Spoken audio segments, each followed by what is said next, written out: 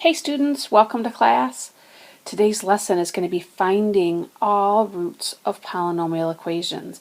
And it's actually kind of a combination of material from lessons 6.5 and 6.6. And we're going to actually be splitting this lesson into two separate days. So there is a warm-up for day 1, and it asks you to factor each expression completely. And just a real quick note, there is an error on one of these questions. So if you'll please look at question number 1 in the warm-up, there should be a y at the end after that 30. So each of these questions asks you to factor it completely. So go ahead and pause the video now and see if you can factor these two polynomials completely.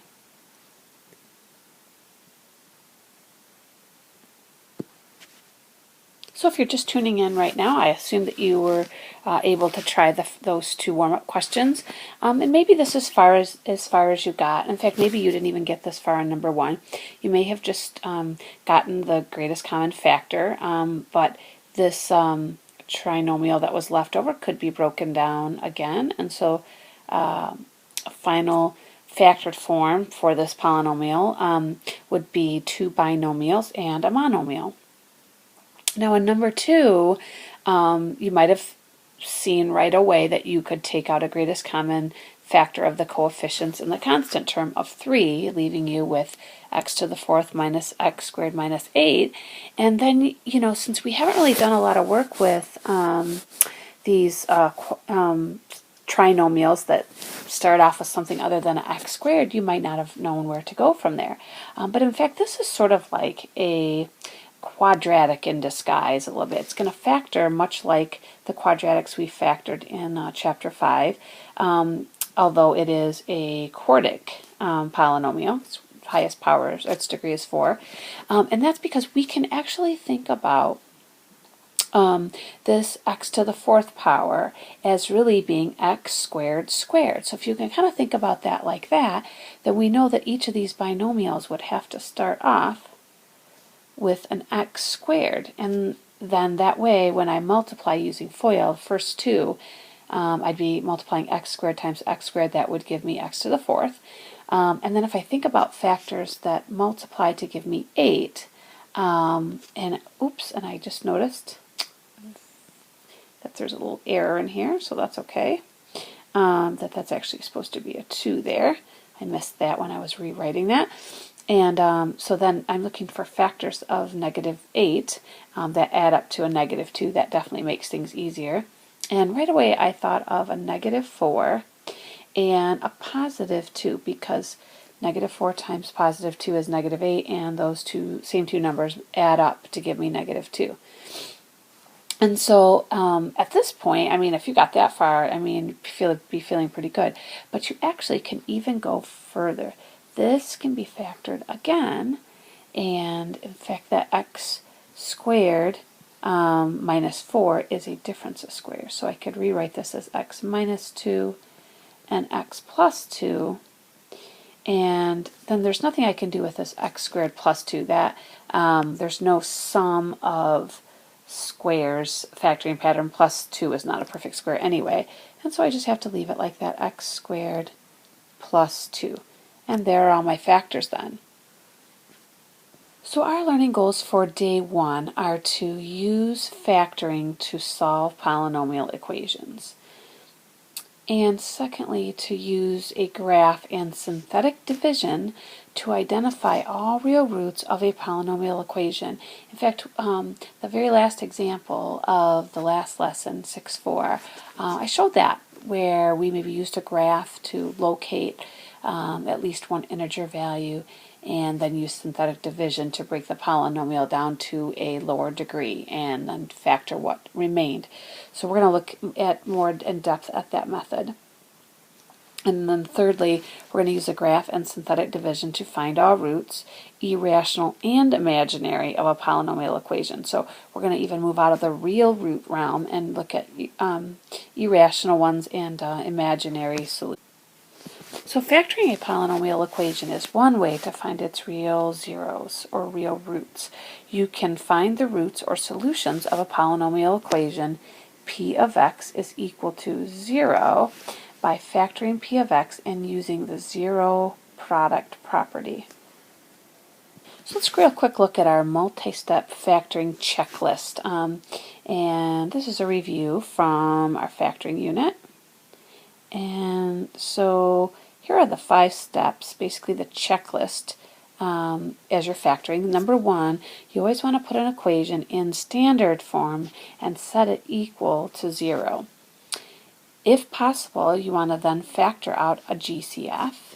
Thirdly, count the terms to choose a factoring method. If there's 2 terms, could be a difference of squares.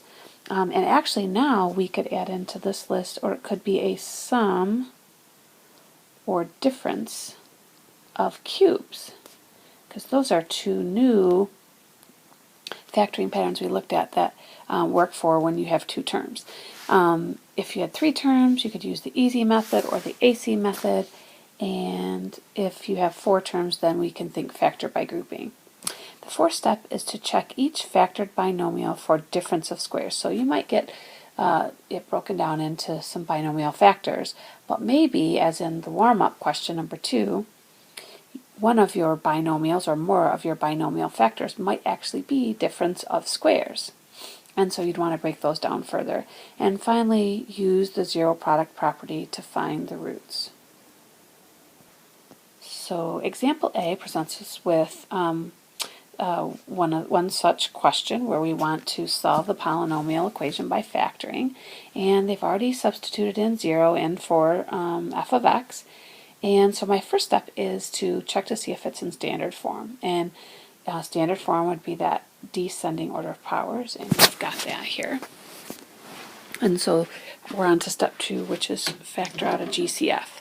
So if I wanted to look for GCF here, what jumps out right away is a 4. I see that each one of the coefficients has a factor of 4, and they all have x's. And the highest power that any one of them could possibly give is the x to the 4th, because that's really as large as that 3rd term can go. So our GCF is going to be 4x to the 4th power. Now if we factor out a 4x to the 4th power out of 4x to the 6th, we're left with x squared. If we factor it out of 4x to the 5th, we are left with an x. And if we factor it out of negative 24x to the 4th, we have minus 6 left over. And so then we can take a look at the trinomial part here, and we can use the easy method just by looking at that 6 here and looking for factors of actually negative 6 that are going to add up to a positive 1, which is that coefficient here of the x. And so right away I'm thinking of 3 and 2, and one of them has to be negative to multiply to give negative 6.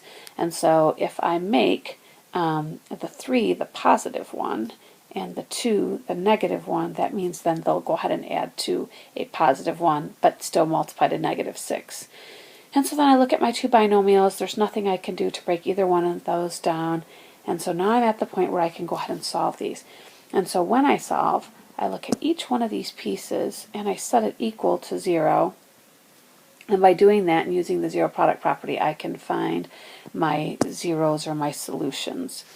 So let's see, what makes 4x to the 4th power equal to 0? Well, there's only one number that I could plug in for x that would make that 0, and that actually is 0. If I look at the x plus 3 piece, well, I know that x must be negative 3 to make that quantity equal to 0. And for this next one, x must be positive 2. And so my 3 solutions are 0, negative 3, and 2. And so that does it for that example. Let's move on. Let's take a look at example B. So our first step was to make sure that our polynomial is in standard form. Well, it certainly is not in standard form because we have to have everything on the same side and 0 on the other. That's the first thing. And we also want it in descending order of power. So I'm going to go ahead and I'm going to subtract 26x squared from both sides. And when I do, that leaves me with x to the 4th minus 26x squared plus 25, and that's going to be equal to 0. Well, this particular one is one of those kind of like fake quadratics that I talked about in the warm-up. See, we actually have a power of 4 on our x term, and so actually I know that each of the binomial factors are going to have to start off with an x squared, because x squared times x squared is x to the 4th. And then I think about looking at this 25 and think, what factors of 25 would multiply to give 25 and add to give negative 26? And it doesn't kind of come to me right away because I'm kind of thinking of positive factors, but if they were both negative, like if I had negative 25 and negative 1, they would multiply to give me this positive 25, and they would add to give me this negative 26 that I need. And so that's what I'm going to use. I'm going to use the x squared minus 25 and the x squared minus 1. Well, then it turns out that each one of these binomials actually can be factored further because they're both difference of squares. This first one, x squared minus 25, can be rewritten as nearly identical binomials, only differing by the sign. One's a plus and one's a minus. And the factors come from square rooting the x squared and the 25. So they're x plus 5, x minus 5. And I can do the exact same thing with the x squared minus 1 because they as well are both perfect squares. So I'm going to get an x plus 1 and an x minus 1. And so all that's left is to use the zero product property then to find the solutions. So if I take a look at each one of those and set them equal to 0, then my solutions are x equals 5, negative 5, 1, and negative 1. And so I've got 4 solutions, which makes sense. It's consistent with what's possible when we have a degree 4 equation that we're solving, that we anticipate that we could potentially get 4 real solutions. Okay, so we've got that one under our belt. Let's try one more. Now this time we again have to get standard form. So we want to bring this 50 over to be with the other terms, and that'll put it in standard form. And so this is what it looks like when I get it in the descending order of powers and everything on the same side. And I've got a 4-term polynomial. So I looked first of all to see if there's a GCF, and there's not. But then I see that this is a 4-term polynomial. So I think right away, how about factoring by grouping? Let's see if that's possible. And so I'm going to go ahead and look at that first pairing, the first two. Take out my GCF. Well, I can see I could take an x squared out of both terms. And when I do, I'm left with an x minus 2. And looking at the second pairing, the leading term is a negative 25. And so I want to take out a negative, and then the GCF of the 25 and the 50 is 25, so I'm actually going to take out negative 25, which is going to leave me with an x and then a minus 2. And just as we wanted to have happen, we ended up with a binomial that is common in both. That's our common binomial factor. And that means that the two numbers out in front produce one of my binomial factors. That's x squared minus 25. And the other one is x minus 2. And then we have one more breakdown we can make because this one is a difference of squares. And so I can rewrite that as x minus 5, x plus 5, and then of course we have the x minus 2 as well. And that's going to result in my solutions being, let's see, that's going to give me solutions of a 5, a negative 5, and a 2. And again, that makes sense. I got 3 solutions, which is as many as I possibly could get, being that this is a degree 3. Okay, so now let's look at another example. Now this time, we're asked to identify all of the real roots of a polynomial equation. And we're presented this time with this polynomial that is a 4-term polynomial. So I think right away about this whole factor by grouping thing.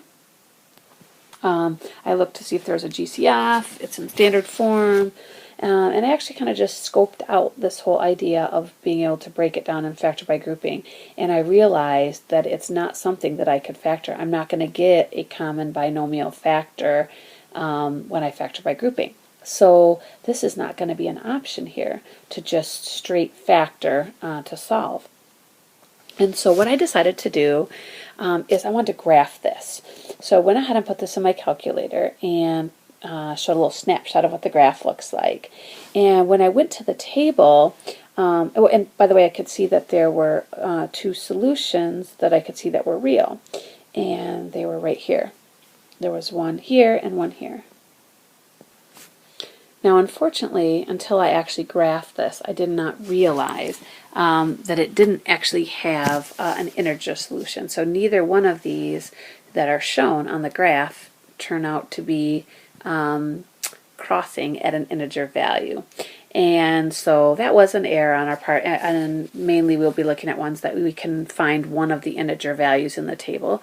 So in this case, I'm just going to tell you that one of these solutions right here turns out to be at -1/2. And so we know that one solution that we know from the table is this -1/2, and now we can use this to go through that process of synthetic division, then to break down this cubic polynomial, break it down to a quadratic polynomial that I might be able to factor, or if not, I at least have that quadratic formula that I know can always be used to solve quadratic equations. So again, as you see here in the directions, it says use the calculator to find or to graph the polynomial, and then use the table function and graph to find an integer x-intercept. And of course that didn't happen here. Oops, and this was our x-intercept.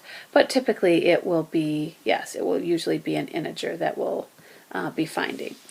So step 2 is then to use synthetic division to divide the integer, well, in this case the fraction that we found, into 2x cubed minus 3x squared minus 10x minus 4.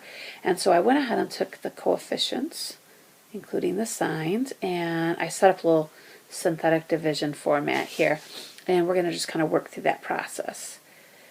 So, and you can do this. It doesn't matter that it's not an integer. That's fine. So you bring down the first term, and it's a 2. And then we're going to multiply the -1/2 by the 2, and we're going to add it to this next term. So -1/2 times 2 is going to be -1. Add those two terms together, we get -4. Now we're going to multiply again. And so we're going to go over here, we're going to multiply the -1/2 by the -4, put it right underneath the next column, and so a -1/2 and a -4 is a +2. Add those two together, and we get a -8, and we're going to multiply again, and this time it's -1/2 times -8, and that turns out to be a +4, which when I add it to the -4 in the column right above it, I get a 0, which of course is what I hoped was going to happen. I anticipated happen because I know that -1/2 actually is one of the solutions, so we should get a remainder of 0. And so the resulting polynomial that's left over is 1 degree lower than the original, and that means that this 2 really is the coefficient of the x² term, and then -4, we drop down to the next power, that's an x, and then -8. Now, in most cases, it might be worthwhile going through the process to see if then you could factor this 2x² minus 4x minus 8. But I'll tell you, this one is not factorable, and so we're going to go straight to using the quadratic formula. So, see if I can remember the quadratic formula. Remember, it's x equals opposite of b plus or minus the square root of b squared minus 4ac, and all of that over 2a. And I'm going to go ahead and work that process here. So let's see, the opposite of b. Well, the b is -4, so the opposite of that would be 4. Plus or minus the square root of -4 squared is 16 minus 4 times a, which 4 times 2 is 8, times negative 8 is negative 64. And that's all over 2 times a, and the a is 2, which means the denominator is 4. So that means this is 4 plus or minus the square root of 80 divided by 4. So if I were to break down that 80 into its perfect square factor, I could take out a 16. So I could rewrite that as the square root of 16 times the square root of 5, which means that's 4 plus or minus. The square root of 16 is 4, and square root of 5, that's what square root of 80 reduces to, is 4 square root of 5, and then all over 4. And so then we can break that down. We can give both the 4 and the 4 square root of 5 the denominator of 4, which then cancels out and turns into 1 plus or minus the square root of 5. And those then are the other two solutions that go along with this negative a half. So if I want to list all the solutions, my solutions are x is equal to negative a half, and then also 1 plus or minus the square root of 5. So there's 1 plus the square root of 5 and 1 minus the square root of 5. And that gives me my three solutions, my three possible solutions for this cubic equation. Let's go ahead and turn the page. Now this example, I scoped it out ahead of time again, and this one is another one that there's just not an integer solution listed in the table. There's not an integer solution, and so we're going to just go ahead and cross this one off.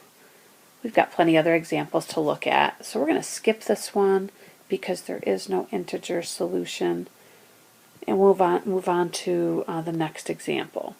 So let's take a look at this one. So it says solve the polynomial equation by finding all of its roots. Well, this time I'm looking at a polynomial that's a quartic equation. It's got 5 terms. Well, we haven't talked at all about factoring things with 5 terms. And so this is one of those perfect candidates for using the graph to see if we can find some of the solutions. So I went ahead and I graphed it, and again I included the picture here. And so right away I looked at the table and I was able to locate an integer solutions right off the bat. It was this right here at -1. And so I used the calculator to graph the polynomial. I used the table function and graph to find an integer x-intercept, and it was x is equal to -1.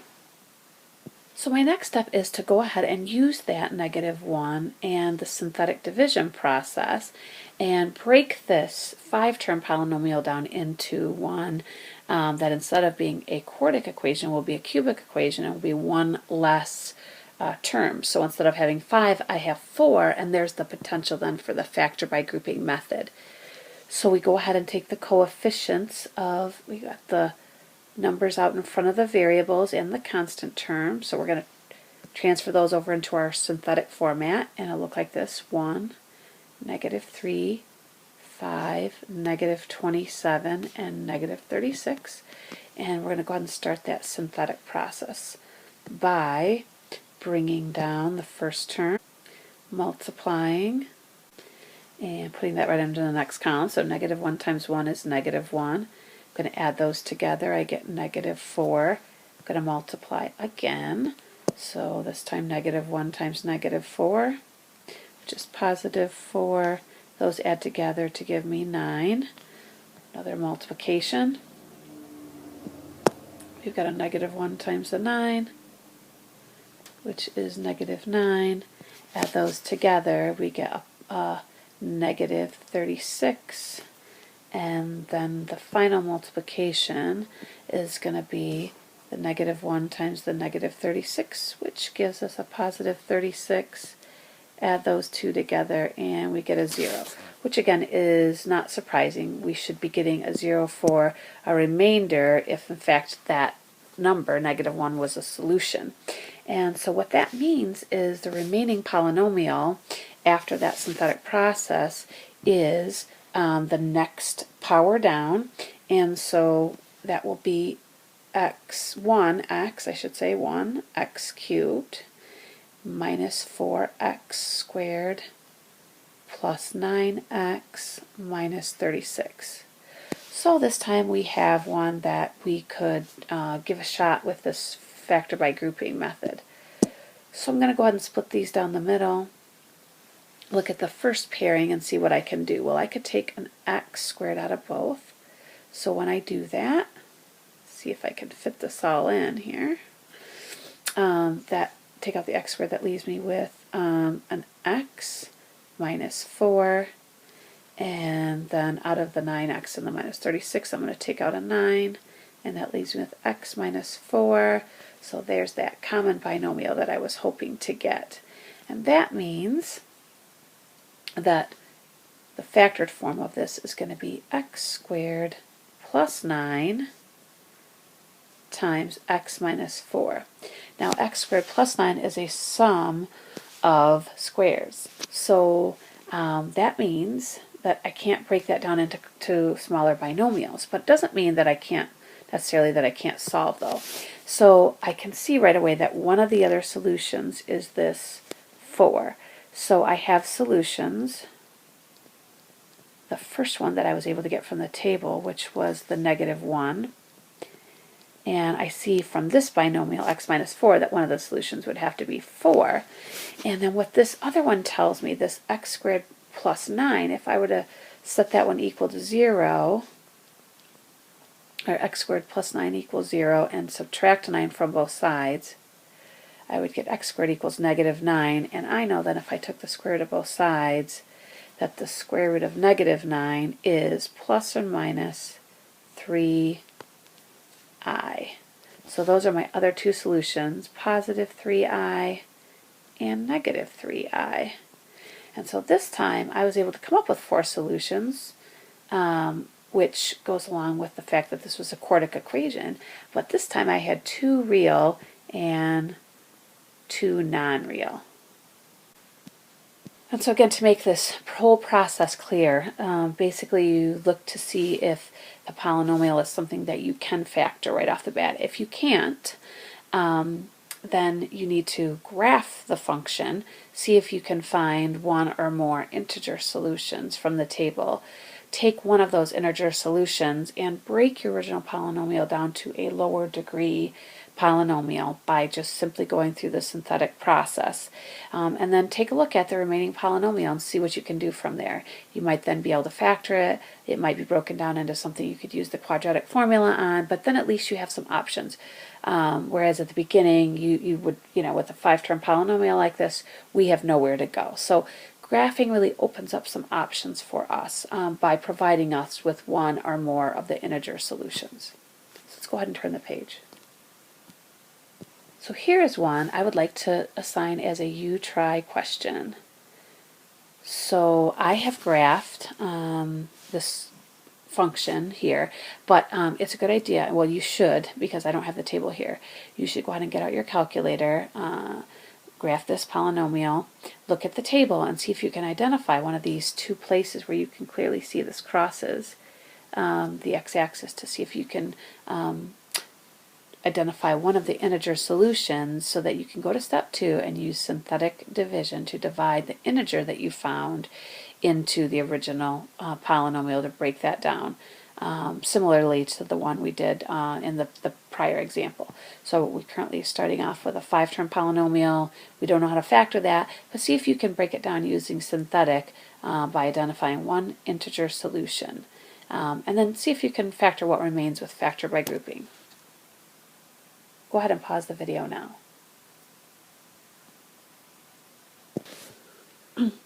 Okay, so there really were 2 options here.